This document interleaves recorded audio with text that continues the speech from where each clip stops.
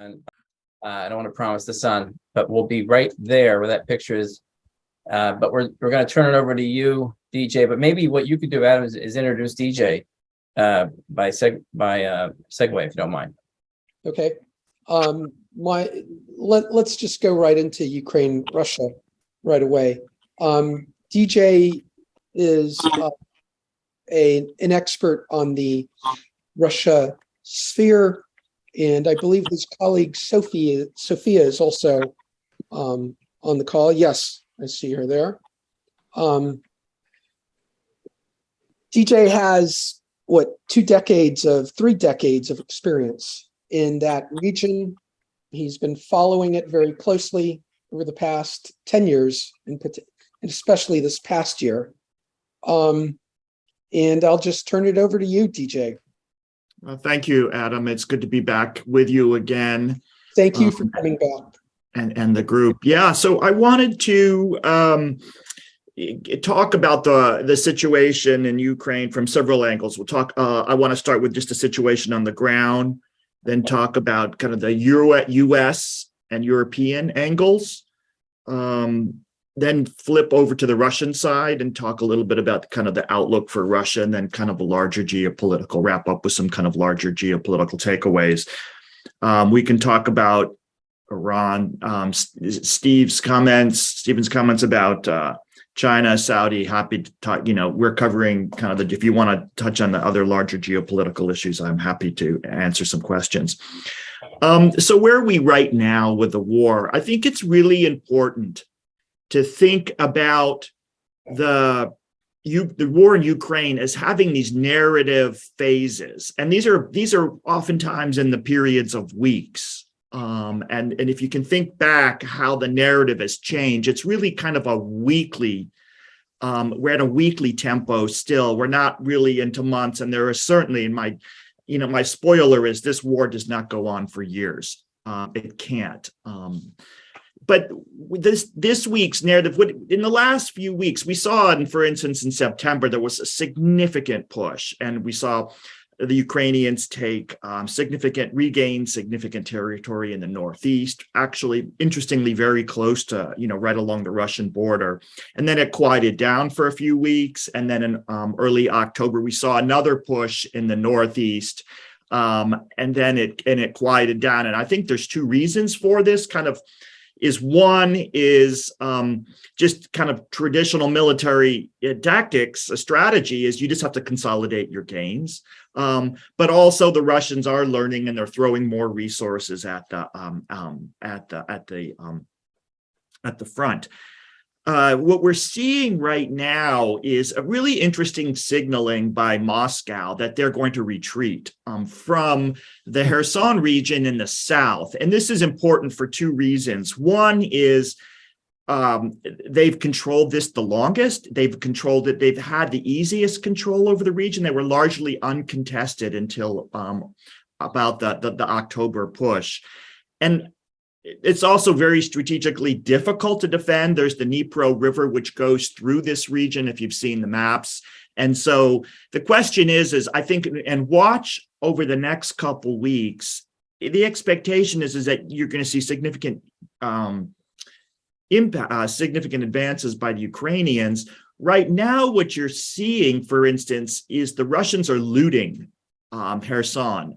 They're taking the buses, they're taking trucks, they're taking all kinds of any kind of economic assets, and they're starting to destroy the telecommunications network. And so the telecommunications reports out of the city have become much more spotty.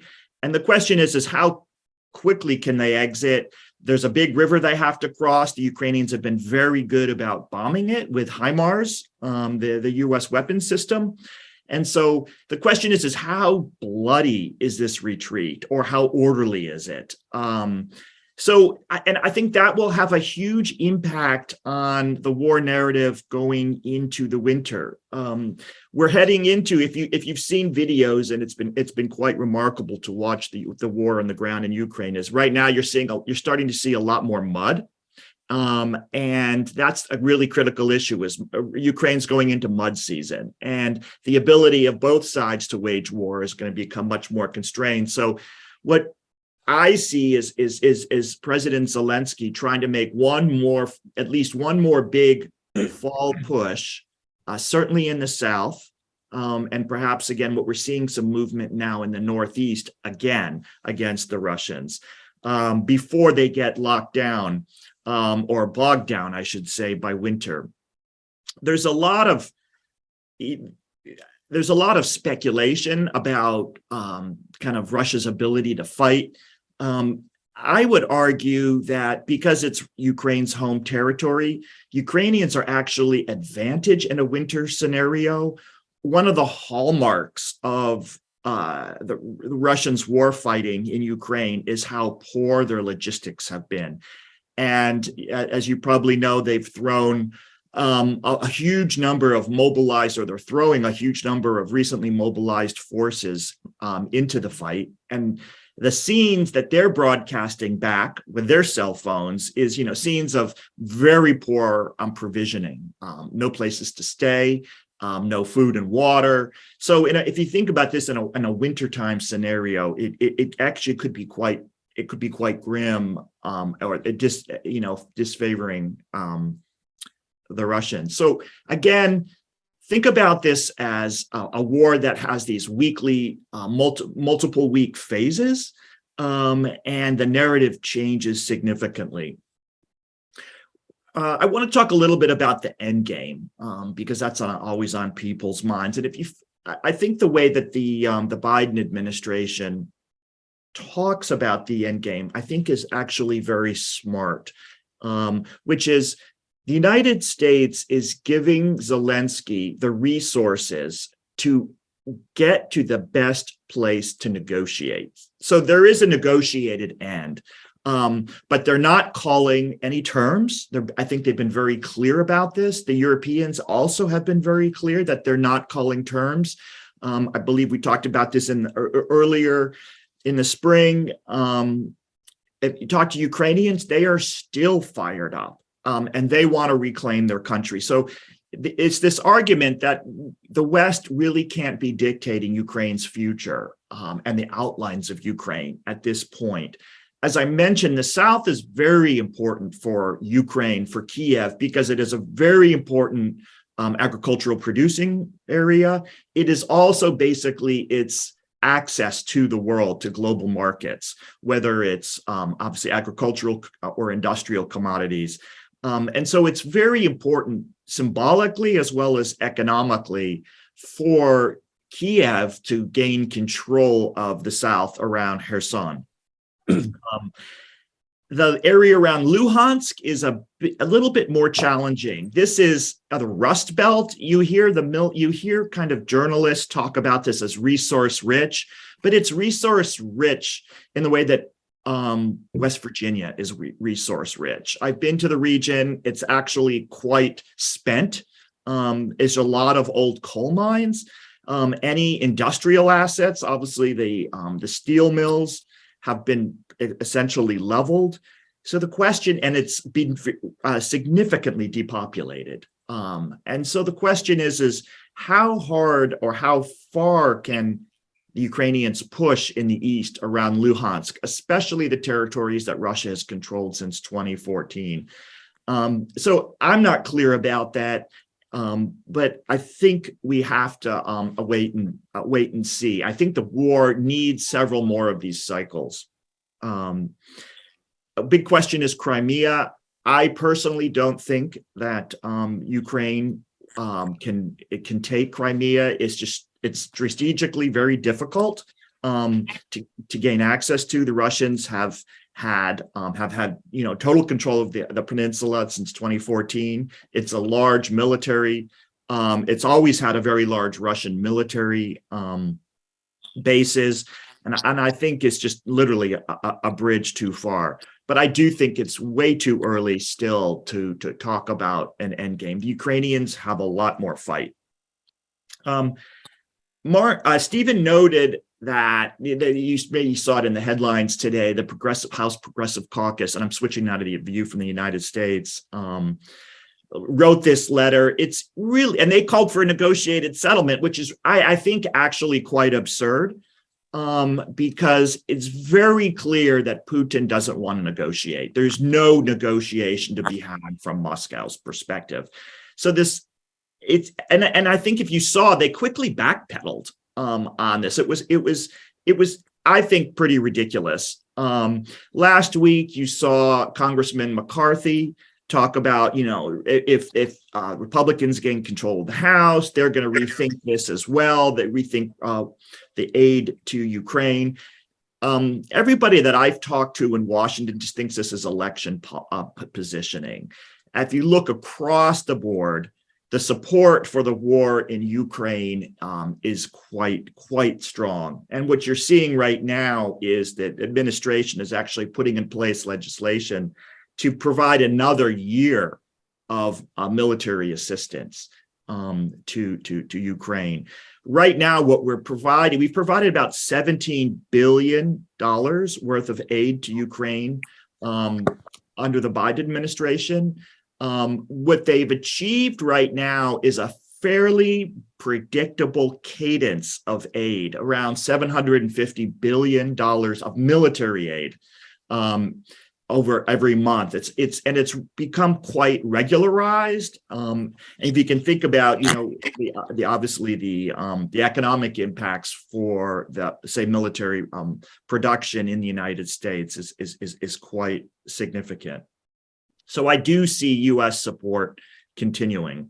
I do think we've reached peak sanctions. DJ, can I just check you on that one? If there's a change of control of the House and Senate, we've heard overtures that this will change.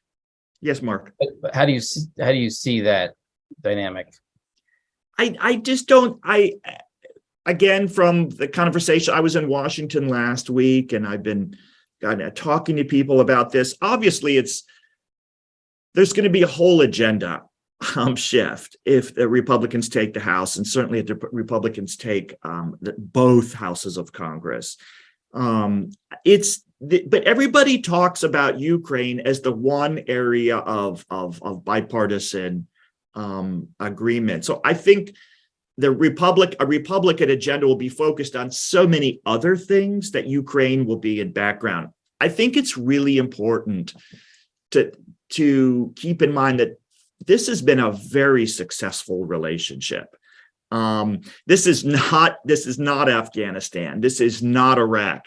The Ukrainians are taking U.S. and Western aid, and they're using it very smartly. They're using it very well. The success stories are very consistent.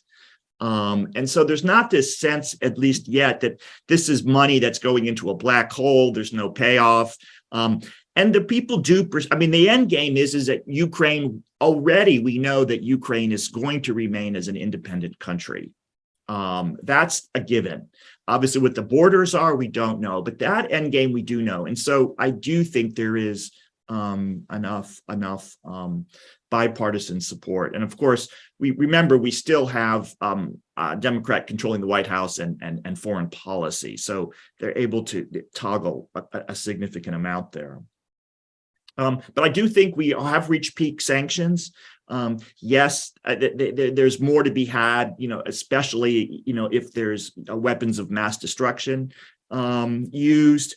But in terms of company-based sanctions, these kind of more sanctions would be things like seizing Russian assets in central banks that are reserves abroad, not really specific to companies. I do think that the sanctions aren't over, though. There's a cumulative effect that for instance, the European embargo on oil consumption, on oil purchases, is only going to roll in, is only going to really take full effect this in December.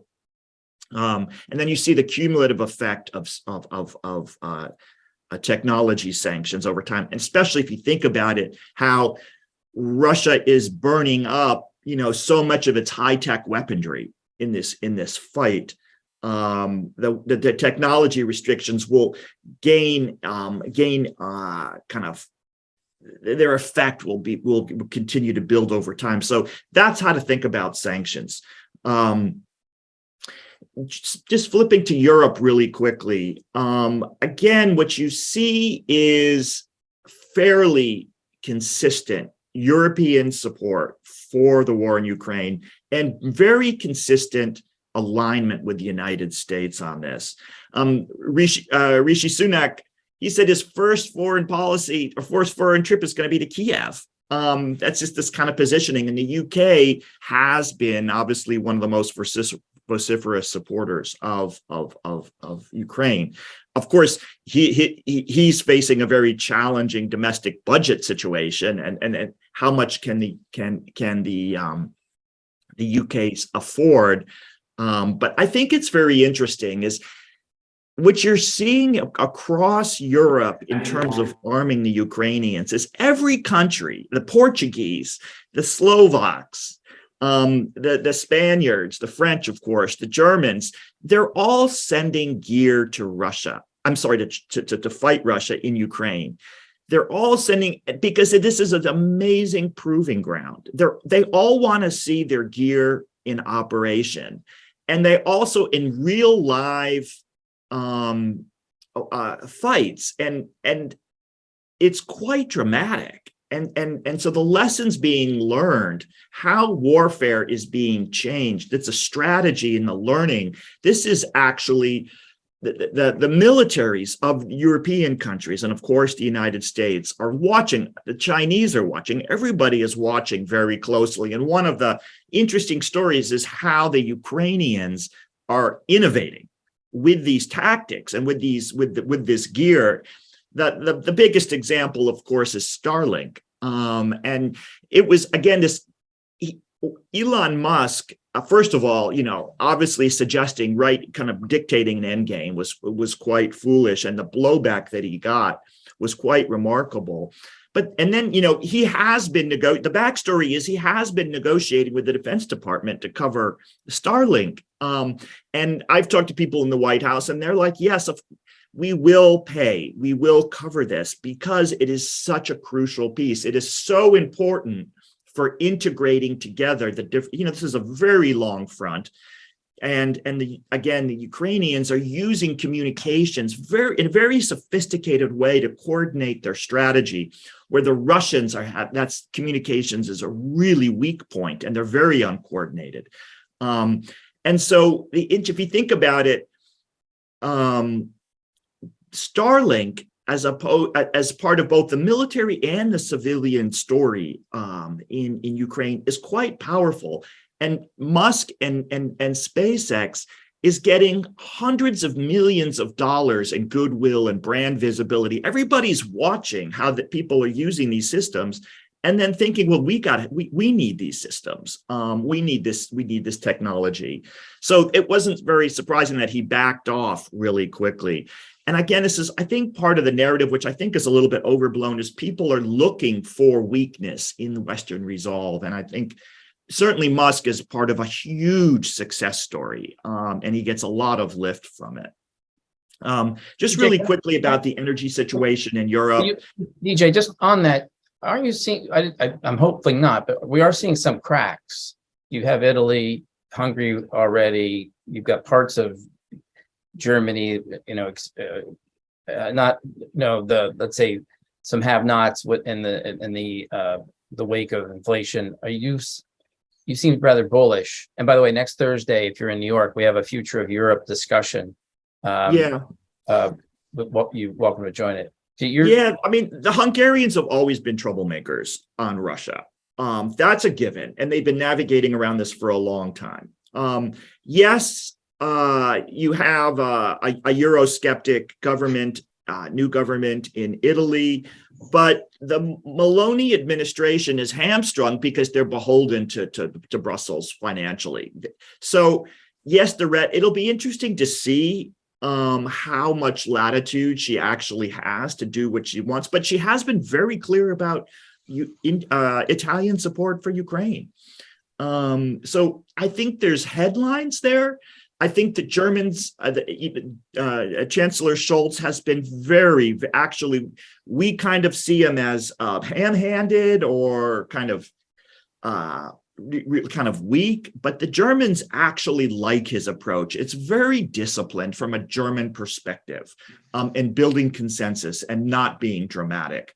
So yes, Germany has not supplied all the arms that Ukraine wants, especially tanks. There's a lot of discussion about tanks, but there's a big joke in Ukraine that Russia is the biggest lender of equipment to Ukraine, right?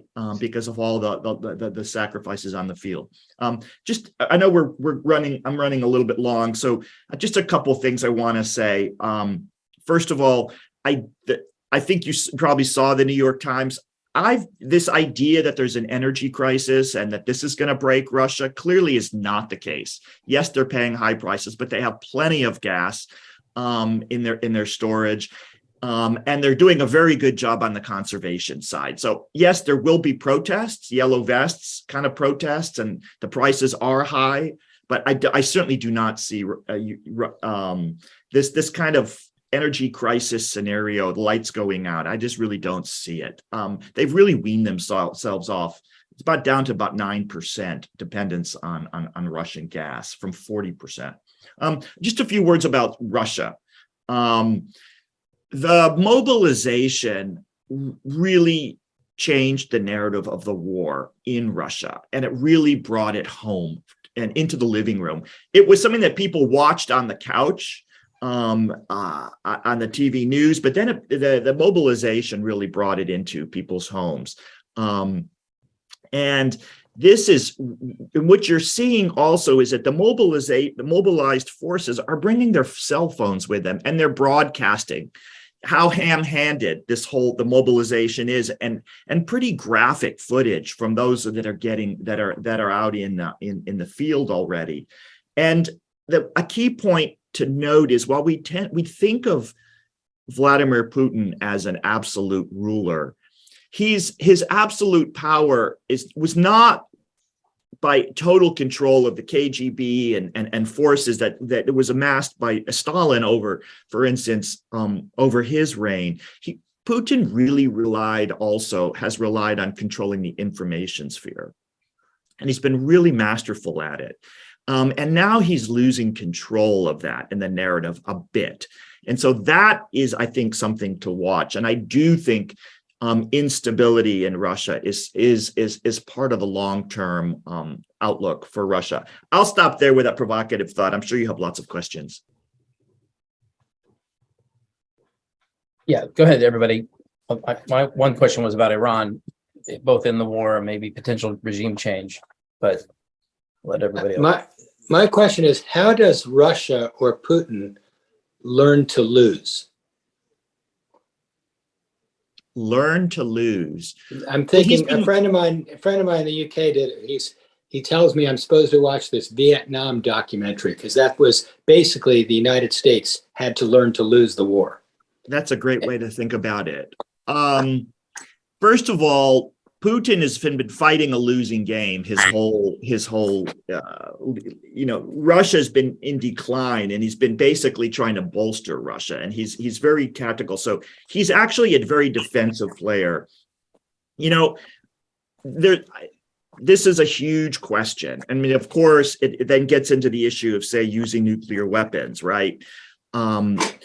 Is how much does Putin and Russia have to be beaten into submission to be forced to lose, as opposed to learning to lose, Duncan? So that's I think a really big debate.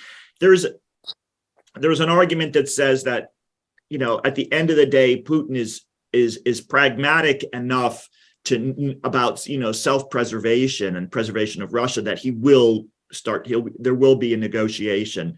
There will be, if things continue to go poorly. Now, remember, if Putin declares mission accomplished today or tomorrow, the Russians will buy it because they want to see this nightmare end, and they don't see any alternative to Putin. So if he's going to call the end, the propaganda machine will crank up, and he'll just call it victory. mission accomplished, because of course what they have done of course is just wreak terrible destruction on Ukraine. So I don't know, but think about how catastrophic the Vietnam War was for the United States. This is catastrophic. The losses and the dismay and the kind of internal dissension is significant for Russia, and this is catastrophic. We just don't know how it plays out. Nobody does, because we don't know what. There's no alternative to Putin, and there's no even plausible mechanism right now for getting rid of him internally. The discussions on the nuclear side are really quite frightening for the entire world. I mean, and in your discussions in Washington and stuff, I mean, I think people generally are taking them very serious, and that option, even to be discussed, is somewhat crazy and Yes. scary. He uses it very effectively because I think people think he can actually do it, whether it's the low-level nuclear weapons in the areas that he seized, or even worse. So, Right.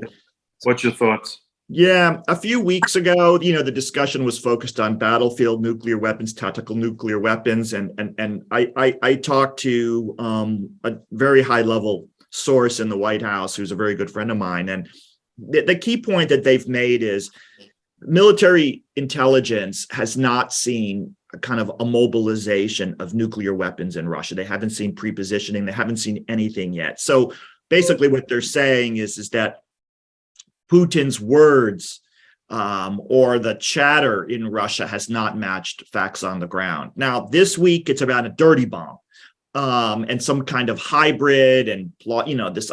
And what you do see is the Russians setting the kind of the propaganda space for trying to make it look like this is, a Western provocation.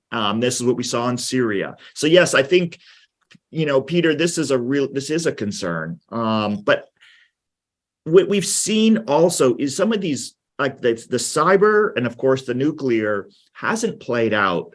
If this happens, Putin loses Beijing, it loses China, and it really loses India as key allies. Yeah, I'll have Mark connect us. Peter, just to get other voices there. Rob Marino, you had your hand up.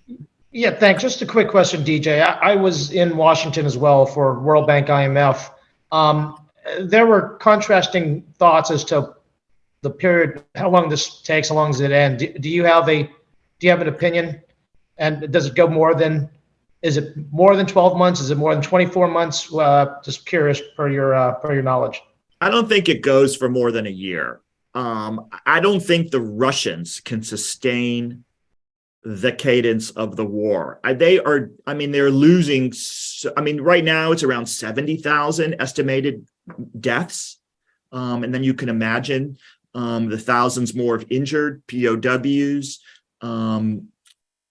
Obviously you've seen hundreds of thousands of people being mobilized, but also hundreds of thousands, so many people leaving. And these are young men of, economically very important, productive age. And so I don't think it's sustainable. I do think that, and at the end of the day, it's probably not sustainable for Ukraine either, given the level of infrastructure damage. But I think this, we go through the winter and then we reemerge with another series of cycles, but this is not sustainable for Russia.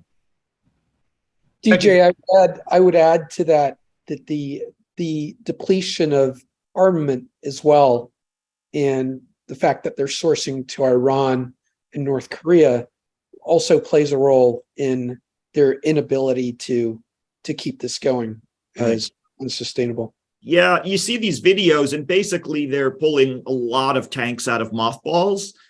This is, tanks from the 60s, the 60s vintage. They're pulling gear out of Belarus. And the other point is that the Germans have provided anti-aircraft, and the Ukrainians are very quickly getting better. They're estimating about 70% now kill rate of the Iranian drones. So I think that'll perhaps get better also.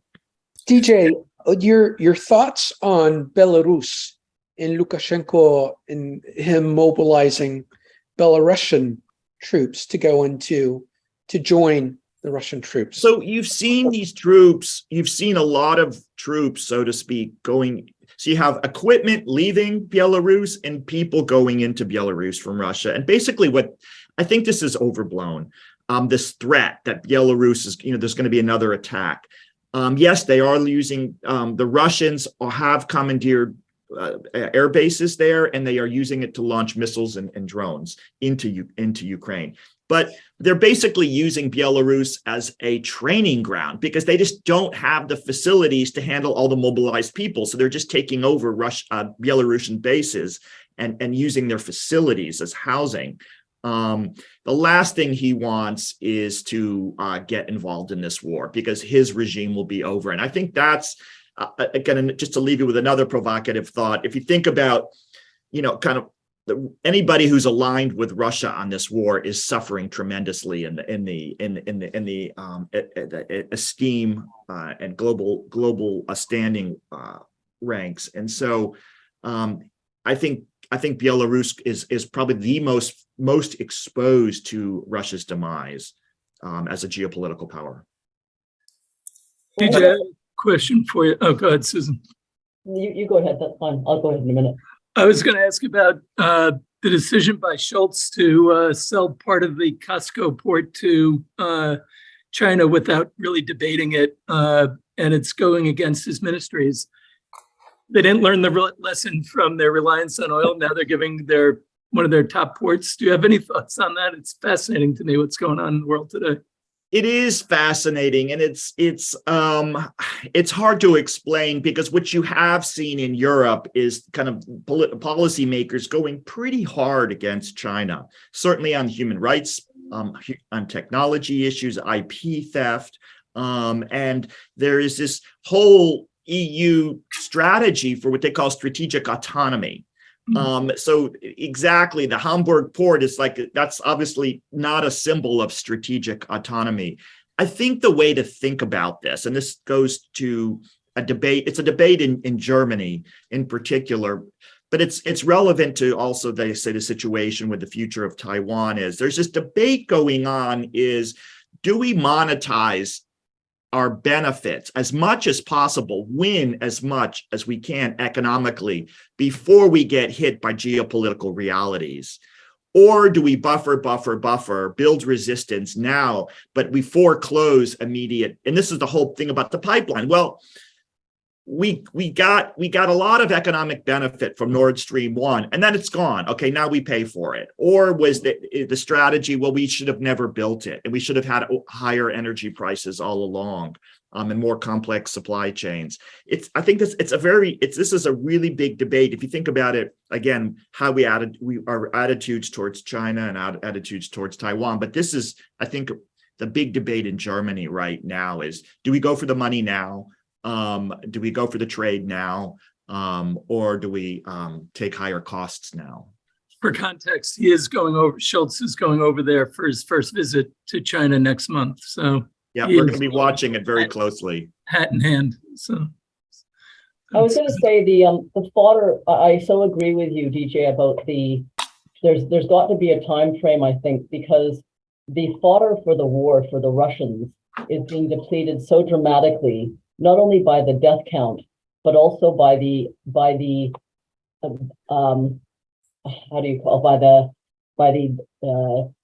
groups of men that are escaping their own country and rushing over the borders. And even anecdotally, from sitting in Turkey, where I have a house, and there are masses of Russians coming into Turkey. There are masses of Russians going into Georgia, where my son now is. In London, wherever you go, you're talking to people all the time that are seeing any educated Russians trying to leave. Simply anecdotally, you see that beyond the fact that there is a massive amount of deaths happening, and they're pulling fighters from wherever they can. And it is so dramatic now that you just wonder when that count stops. At what point do they start trying to recruit 70-year-olds? How young do they go? Because the young men that they're recruiting now are so young. And weaponry aside, and there's a lot of focus here in the UK on the weak weaponry. I mean, that is even down to the helmets, even down to the plastic helmets, even down to, Sure. basic flat jackets. I mean, there are none. On every single level, I just cannot see how this can be sustained indefinitely with the escape of all of these men and frankly, this weapon, the equipment that But they're using. Susan, can I, having been there and heard, I mean, they suffered a lot, both sides, Ukraine too, World War II. They're not, as Levine points out, they're not, they have a population that they could continue to throw into the slaughter. I don't know what the stomach is for that. So you're right, the anecdotal or otherwise, those are not small numbers. Intelligentsia, they're not throwing Muscovites into this war as much as they are from the regions. Others can speak up if that's what I'm hearing. But I hate to say it, if they really wanted it, it's not like they're short on men. And tell me if I'm wrong, others on this Zoom. Or willingness. I guess, well, I wonder when the willingness stops, because more and more you're hearing about, and you're seeing certainly on BBC and other news agencies, I'm sure you've seen this, these collections of people across of Russia, certainly well out of the urban centers, that are collecting to decide how they can refuse to fight. And with people now, young men refusing to fight, going to jail instead, and saying they'd rather live with their conscience in jail than fight a war that they never wanted. I wonder when that starts to actually take hold on a much wider level, and I think we're going to see more and more of that I now. hear you. But a lot of Soviet soldiers did the same, and they Yeah. still. So I You wouldn't. know, Mark, I don't think- I agree with you. I think I heard in your comments this element of some restraint, and I think there's a combination of both policy and economic reasons of why you don't have a sort of a more aggressive blitzkrieg type of approach. So I'll leave it to others as that's closer to that. But I'm in agreement with where you're coming from. DJ, do they have an armament problem that they were gearing their wars towards hypersonics and fighting a different type of war, not a ground war in Europe? Is that part of the problem there? There's a whole litany of challenges, and I think part of it is what you're getting at is that the war is being fought in different ways than expected. So for instance, the reason why there hasn't been carpet bombing is because they haven't been able to obtain air superiority. The Ukrainians actually have been able to keep their airspace open. And so the Russians can't fly their gear in, and they have been being more aggressive, and they're losing a lot. What you're seeing is this and we don't know exactly. Of course, the intelligence community does, but they don't want to throw all of their best weapons into the battle, right? Because if you think about it, they're going to lose any strategic think about the NATO front. They've already pulled so much from Syria and the Baltics, for instance, the Baltic region. So there's a combination of one, that the Ukrainians have fought much better and much more innovatively. In some ways, Russia is still very trapped in its Soviet models, relying on rail for logistics. And the fact that it has this high-low strategy of a few really high, hypersonic weapons, which are really kind of dramatic, but they don't have many of them. And by the way, we've cut their supply off to software and their access to hardware, tech hardware and software. So their ability to really fight a high-tech war is actually quite constrained. So DJ, has the Russia tactic already changed? We see, we're talking about headlines and nukes and all of those kind of things, but have they already basically changed to trying to, instead of conquer Ukraine, basically destroy it, destroying the infrastructure, basically razing the towns, so when the Ukrainians take them back, there's basically nothing there, and maybe the end game is let's just weaken Ukraine, so a stalemate is created, and there is no immediate future for Ukraine as a meaningful place. So instead of taking the territory, just neutralize it. That's kind of what it looks like. I mean, That's, well, in some ways, that was, again, it was this, you think about Putin fighting a defensive war. He wanted Ukraine not to join NATO, right? He couldn't achieve it. So his next best strategy, defensive strategy, is to level the country. And a couple quick thoughts on that. First of all, again, this is the kind of the destruction of infrastructure is an example of how Putin was losing control of the information space, because the military bloggers and the people on the right were saying, we're losing, we're losing, we're losing. We have to level the country. So that was, he in some ways, that was kind of like being pushed in that direction, which is very interesting. Also, part of it, the Ukrainians had this, dramatic attack on the Crimean Bridge. And so there's like, it's humiliation for Putin. So he has to retaliate in a very dramatic way. One thing I would say is just, again, if you're thinking about, economic futures, and you're talking about the future of Europe next week, is the reality is that Ukraine is now deeply integrated into NATO. It's not a member of NATO, but they are using all of these weapons. The cooperation, the intelligence sharing is becoming very dense. So they've become a very important part of the NATO story. The second is they're going to be an important part of Europe. I think it's going to be interesting to watch next year as the Zelensky regime, it's kind of a Japan a Japan scenario post World War II. Is they've lost a lot of assets. A lot of those assets were antiquated. They were oriented on Soviet technology. Ukraine is going to be built on a Western model. I mean, obviously, the huge kind of institutional issues have to still be addressed, but Ukraine is going to be a part of Europe. And the Europeans are going to pour a lot of money into it. The Americans are going to pour a lot of money into rebuilding. It could be a really interesting story. DJ, I'm actually excited about that story. Especially if Russia's closed. A lot of us in this call went to Russia to be part of what could be a really interesting, let's say, turn and pivot for the country, the region, and then we got sort of caught, I mean, maybe we actually contributed to something that we didn't mean to, but I think with how we're seeing all the cards play out, I am super excited to help rebuild Ukraine. And I think the West, if we could just get through this.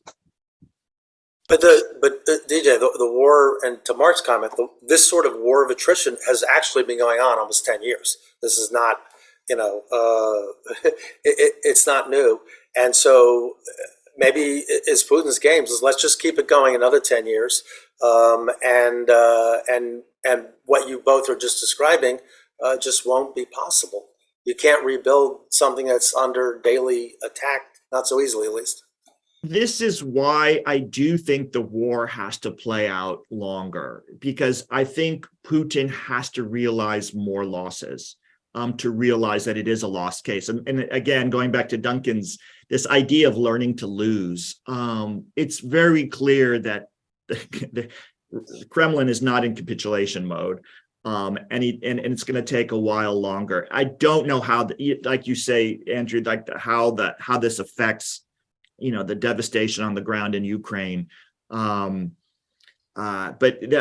again, the catastrophic losses to Russia are so significant. And when you have this really unified Western support for Ukraine, and like I said, it has this sustainable cadence right now, which is just, it's an interesting dynamic that obviously the Kremlin's watching very closely. DJ, how much is domestic unrest and politics in Russia? How much is that influencing Putin's decision to go all out in this war or to pull back? Well, clearly, Adam, the mobilization, he was forced to do this. Yeah. And like I said, it was really it's been really devastating for his narrative. And the Russians see it. Now, as it was observed earlier, he's been really drawing heavily from rural areas. He's really, it's really devastating. He's been, they've been pulling from, ethnically Muslim populations in central Siberia and in eastern Siberia, really devastating these communities. But these are also very isolated communities. You haven't really seen, as you heard, kind of mobilization hit St. Petersburg or Moscow in a big way. But I thought was a really interesting headline in the New York Times. There's like no men on the streets in Moscow, right? They're all in either hiding or they're abroad, or they're just laying low. So it's, again, if you talk to Russians, and I'm sure many of you have been, they don't even understand how they get rid of Putin. They can't even, it's a Stalin situation. They just couldn't imagine their country without him.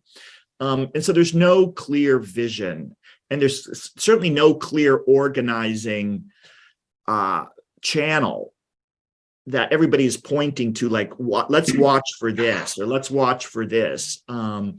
It's if Russia breaks, it's going to break pretty quickly, and it's going to break really spectacularly. Yeah. DJ, can I ask a question?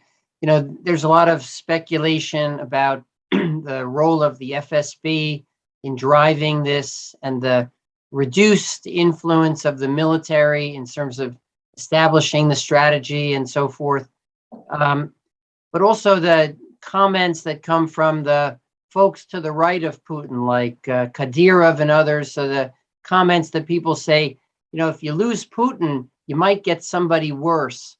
How do you see the factions to the right and to the left of Putin influencing his policy decisions? Yeah, I find it a little bit hard to believe things could get much worse for Russians or Russia. Certainly the military has been severely degraded and humiliated. And so as a power center is very weakened. But if you think about, this is where you get to like the 1917 scenario or the 1991 scenario. 1991, it was a cabal, it was a putsch of a combination of military, security, and intelligence people. Well, how does any of these very discredited forces actually execute an exit from Ukraine? It's an impossible scenario. So it looks like the provisional government trying to and so it's hard to believe that there's that they would last very long. And that's why I say it's more like a Raspad. It's more like Russia falling apart. If you think about the interesting situation with Kadyrov and the Chechens, right? He's created an army. His basic defense is, I can run my own country, right? They have these now territorial formations, which you're seeing very quietly as some governors, regional governors, are basically, Putin told them to handle COVID because he didn't want the Kremlin to be responsible for lockdown. So he said, you governors, you do it. Now he's saying, you governors, you have to handle mobilization. And some governors are saying, like, we're going to kind of semi-mobilize, but we're going to keep our people local. And we're just going to do lots of training. Well, that's now a territorial force that the governor is trying to amass in order to defend themselves from Moscow, or create a buffer from Moscow. And this is, again, this kind of collapse scenario. It's very difficult how this would all come together. Nobody knows. But it's just, there's a lot of centrifugal forces that remind me of Russia when I was there in '93. This concern that Russia would fall apart.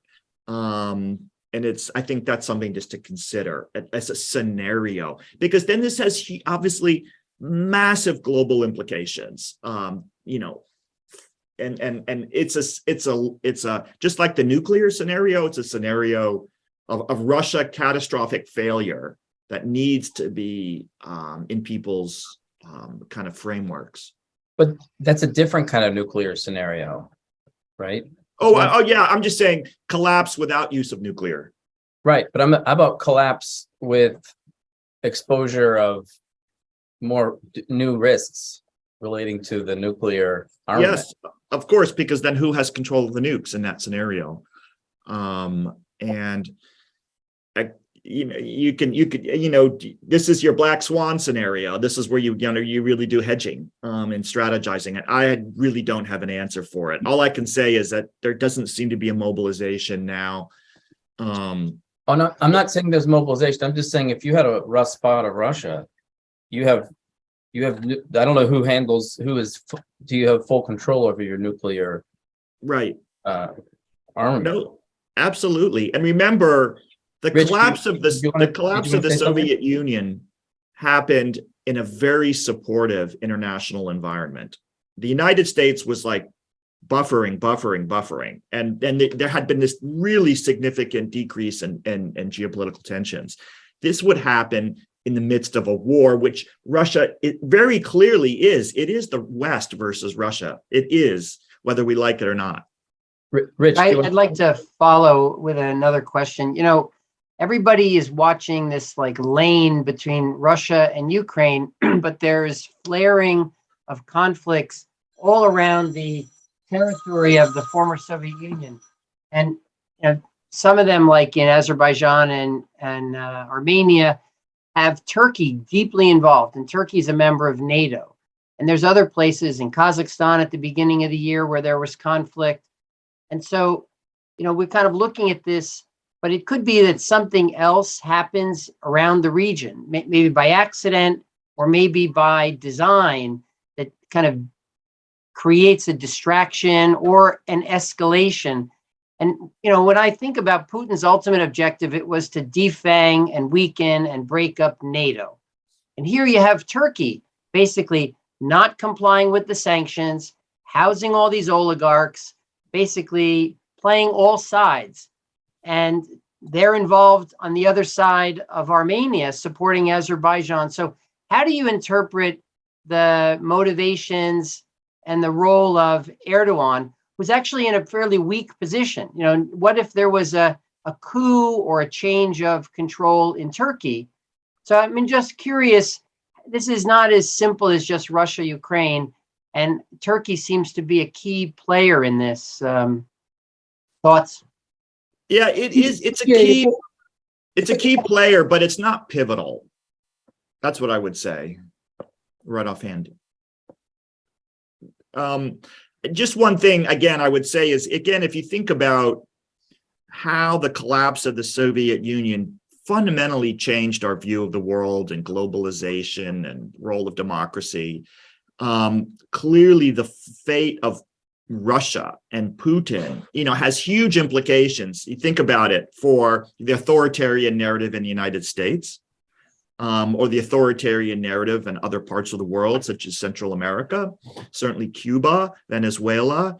I think, we didn't talk about Iran. I'm very interested in what is the mechanism. Is it the protests in Iran, young women who are going against their regime, where all the men in Russia are like sitting at home quivering? Do Russians learn from the Iranians? Or is it the other way around? Does chaos in Russia then promote chaos in Iran down the road? It's an interesting transmission belt, but exactly. I mean, Central Asia, you already see Azerbaijan significantly positioning itself away from Russia very, very firmly in the last week.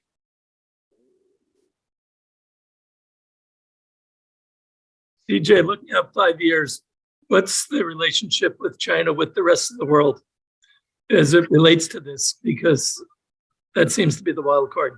Yeah. My takeaway from the Communist Party Congress is, first of all, nothing new. Basically doubling down on the Xi narrative and the Xi leadership, which basically doubles down on failed policies, or rigidity. I would call rigidity. One thing about the Chinese regime in the past was they had challenges, but there was always this kind of pragmatic, the adjustments and tweaking and turning knobs. And now there isn't that. And if you think about, obviously they're locked in with Russia, and they're going to I mean, they've got tremendous domestic problems. So they're totally locked in to the anti-COVID policy. And so in some ways, it's like, this is really kind of accelerating China's kind of like, let's call it denouement, or it's peak geopolitical influence. Now, of course, Taiwan's a different story, but it's very specific. But they're very locked into a very difficult situation, I would say, to put it mildly. But that would push them away from the West if they're locked in. Absolutely. Absolutely. If you look at the word counts on his speech, and it's all about war and this kind of defense. He's not talking about trade and reform, economic reform. It's very much this kind of fortress China. And that's very much the case on the technology front.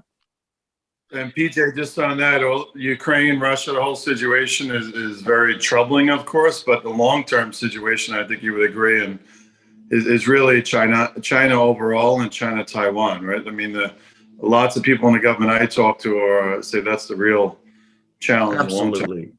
Yeah. And I mean, there's huge debate of, what is the lesson that China take from this? Do they become more adventurous because they've got to get it sooner before Taiwan builds up its defenses, or are they more cautious because they realize that Western defenses and the economic implications can be very costly? I actually heard, DJ, that they need more time to be able to have their own attack force, to bring enough troops over and they need a couple more years, because I was thinking the timing would be good. I can't remember who was telling us. I think it was last week. It was at the lunch, Mark, when I took the other side of it. Yeah. I mean, if you think about it, Beijing already exerts significant control over Taiwan.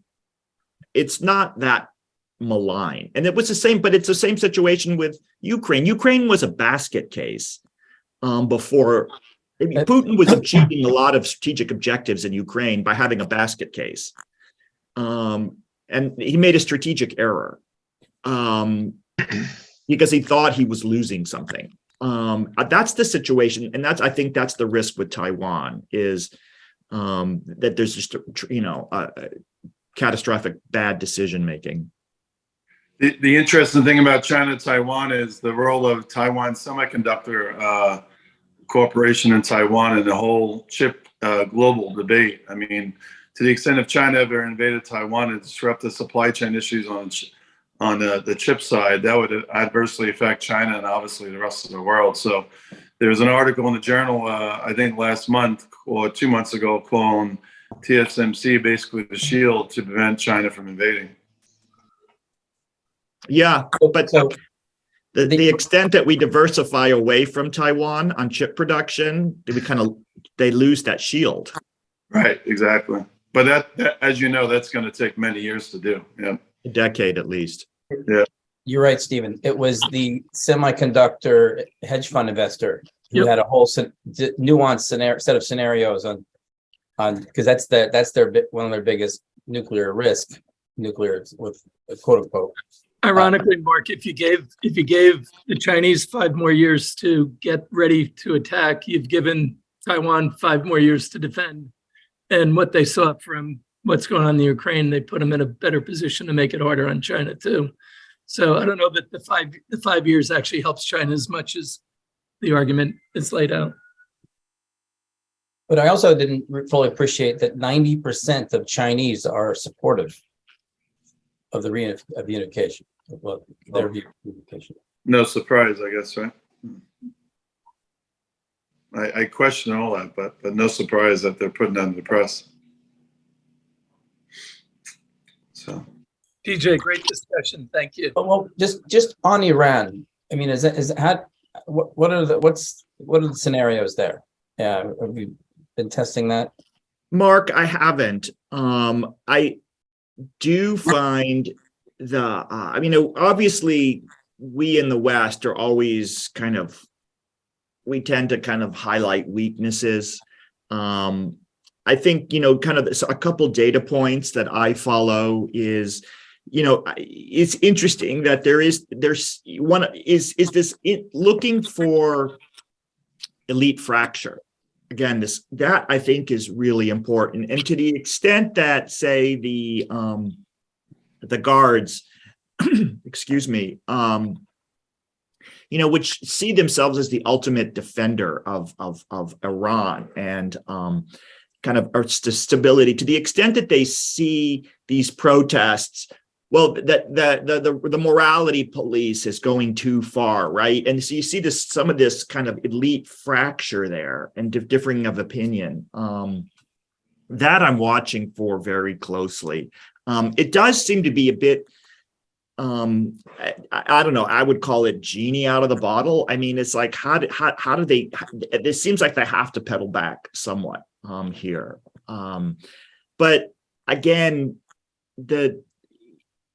much more so than even, I would say, Russia, the security forces are so deeply embedded in Iranian society. Again, as an outsider and how I hear it described, it's actually really hard to see, significant regime instability coming out of this. It's like they toggle a little bit on giving women and girls more human rights, but that's about it. It just seems like it's so deeply entrenched, the security forces at so many different levels. I think it's quite significant. DJ, as you look for those fractures, take Iran in particular, I think it was 2 or 3 weeks ago, the daughter of Rashani Rassani, the former president, was arrested for inciting riots and supporting the rioters. Are you seeing other fractures like that? And could that possibly be a source of leadership and mobilization of the civil unrest out of that political class?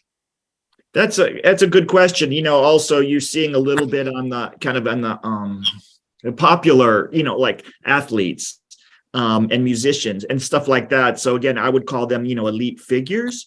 And again, I don't have a good sense of what the failure mechanism is, or where the system breaks.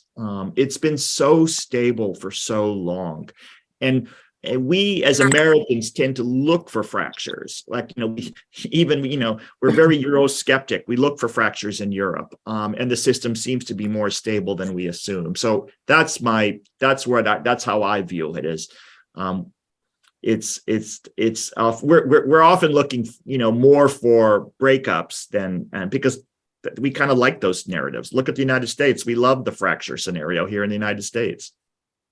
Yeah, I have to think any discussion of U.S.-Iran nuclear, the whole nuclear deal is completely off the table. I mean, especially with Iran supplying Russia with drones and everything else. Is that accurate? Oh, I would agree. And that takes us to Israel. How do we see Israel playing this out now with that development? Does anybody want to comment? I don't have They've been pretty No, quiet. that's why you're here, DJ, because no one wants to talk about it. They want to hear it from you. DJ, I think the Israelis will take care of themselves as they always have, and they will ensure that the Iranians do not acquire they've got a substantial network of assets within Iran. They know everything that's going on there. Sorry, Mark, jumped into that, but that's my about the Israelis. Unless we're all not worried about Israel taking care of itself, and the question is, how do they use those assets? They've been on the sidelines on this. They've been using those assets.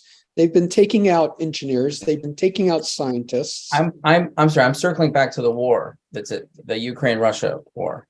Okay. And they've been not using those assets, as far as I know, to help Ukraine. They've been, Russia's there in their backyard in Syria. Now they see Iran active as an ally on the front. Mark, I've been doing some reading, and the obvious thing that jumps out at me is that people have to realize that there are Russian troops just on the other side of the border in Syria right now. They've managed to still be able to attack targets and avoid Russian repercussions. It's a complicated, difficult strategic situation. All things being equal, I'm sure, especially because it's American funded, Iron Dome would be in Kiev right now, but it's just strategically very, very challenging for them. I think that the takeaway there is how cross-cutting and complex the conflict is. Israel is a prime example, but you also think of other Middle Eastern countries and their positioning around this war. It's very fraught, and it takes me back to World War I, when there was this huge realignment of the geopolitical order as a result of this war. And I think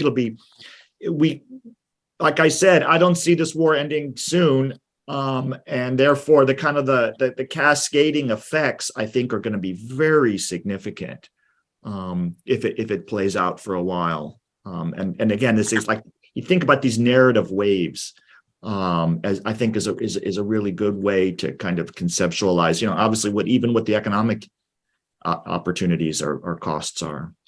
What does this mean in those cascading effects for places like Cuba and Venezuela and those sorts of things? Yeah, exactly. You can play it out. If you think about, obviously Russia is still earning a lot of money, so it's not cash poor. But think about India, right? India is watching Russian military armor significantly underperform.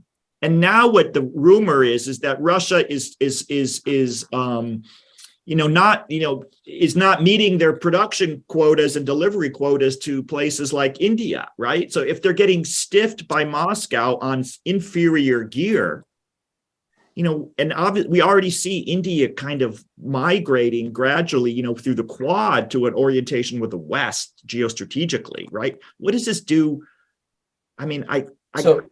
So DJ, but what means you could say Star Wars, or the idea of Star Wars played a role in bringing the Soviets thinking that they can't keep up, but Russia really can't keep up, but China can. So it's a different, and China is not like attached completely at the hip to Russia. So it's just a whole different chain of power structures with quantum computing and all that, all the levels of warfare. Sure. I think Stevens, in his discussion, I do think the world is, in some ways, we're going back to the 70s, 60s and 70s, where you have the West, capital W, you have China, and then you have this large kind of non-aligned group, kind of playing both sides. But it actually really is China by itself. China doesn't have any allies in the world. No allies, but plenty of countries that fear them. Correct. But also hedging. So we're actually having a speaker come on thanks to Alexei Zorin, which is thanks to Simon Vine, is the former president of Armenia, who just written a book, and he's just WhatsApped to me. We're going to do a fireside chat, really talking about the nature of these small independent states like Israel, like Singapore, because China's not trusted, neither is the US, right? So it's like, how do you navigate? Right. Again, you look at how few countries have really thrown in their lot with Ukraine. Most countries are hedging, wanting to stay on the sidelines. Hey, DJ, of all the aid that's flown into Ukraine, what percentage of it is from the U.S.? What percentage of it is from everybody else? Is it like 90-10? Yeah. I think the Europeans have given obviously a lot of financial aid and humanitarian aid. but the US is certainly on the military front is the outlier.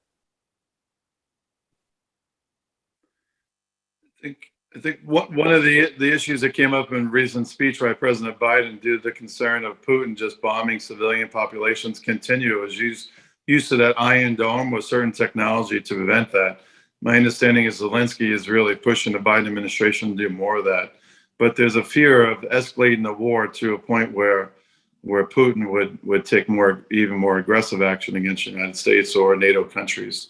Yeah. So- Yeah, it keeps coming up also with missile technology and the range. And I mean, so far, Ukrainians have seemed to be responsible. But what you're seeing, obviously, right now is air defense technology. That position is changing very fast.